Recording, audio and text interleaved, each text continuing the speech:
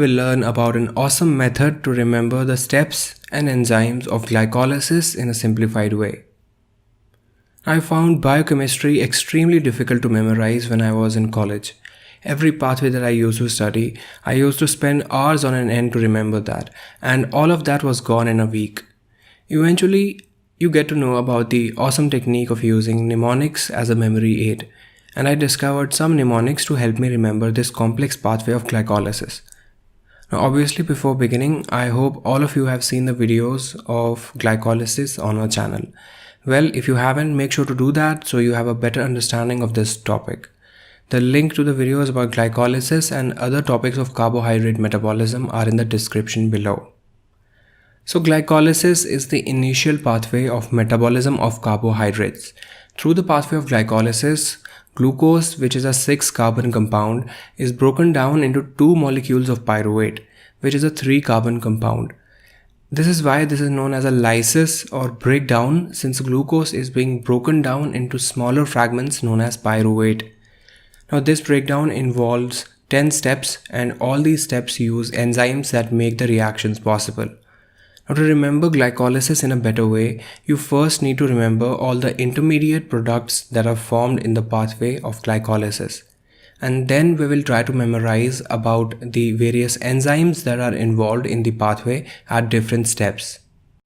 So first, let's memorize all the intermediate molecules of glycolysis with a simple mnemonic.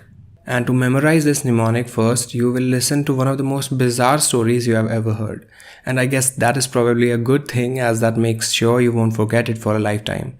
So listen, there are 2 types of boys. One are good guys and the other are gross guys. The gross guys, they favor big butts, and the good ones, they prefer pretty girls in pink pajamas, okay? Now you may ask, what does all of this has to do with the breakdown of glucose? Well, this story actually brings us to our first mnemonic. Gross guys favor big butts, but good boys prefer pretty girls in pink pajamas. This mnemonic is based on the following substances. The G in gross stands for glucose, which is the first molecule used in glycolysis. Again, we have one more G that stands for glucose 6-phosphate, which is the next molecule in this pathway. The F in the word favor stands for fructose 6-phosphate. In the next reaction, another phosphate molecule gets attached to fructose 6-phosphate to make it a fructose 1,6-bisphosphate. Since it is a bisphosphate, now the word for it in the mnemonic starts with B, that is big butts. Next 2 words we have in the mnemonic are good boys.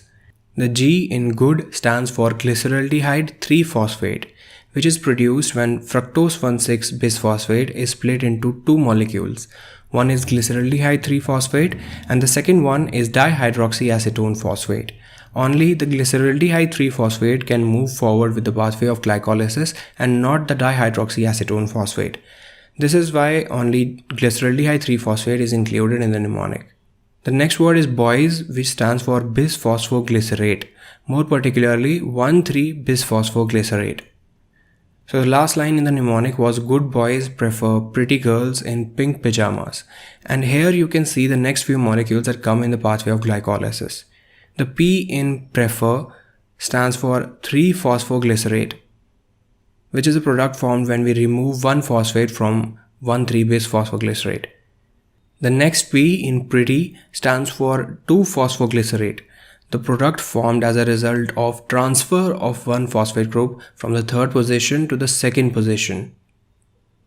The P in pink stands for phosphoenol pyruvate, and the P in pajamas stands for pyruvate, which is the last molecule generated in the pathway of glycolysis. So this was a memory trick to remember all the intermediate molecules that form in the pathway of glycolysis. Now you also need to remember all the enzymes that are involved in these reactions. And trust me, when I was back in college, I found it extremely hard to remember the enzymes of glycolysis and Krebs cycle, until I found some good mnemonics, of course. And for this, First, listen to this small, stupid story about a girl named Helen. So this is Helen, and she's a 15-year-old cute little girl living in her home.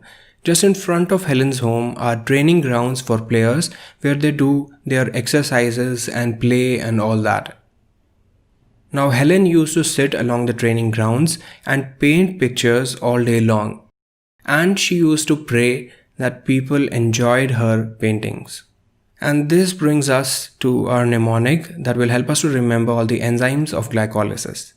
Helen paints pictures along the training grounds, praying people enjoy paintings.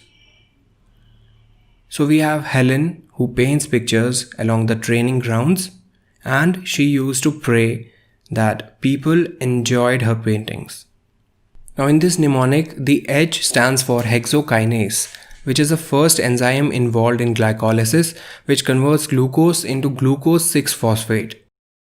P stands for phosphoglucose isomerase, the enzyme which converts glucose 6-phosphate to fructose 6-phosphate. The next letter we have in this mnemonic is again a P, and the enzyme here is phosphofructokinase 1, which converted fructose 6-phosphate to fructose 1,6-bisphosphate.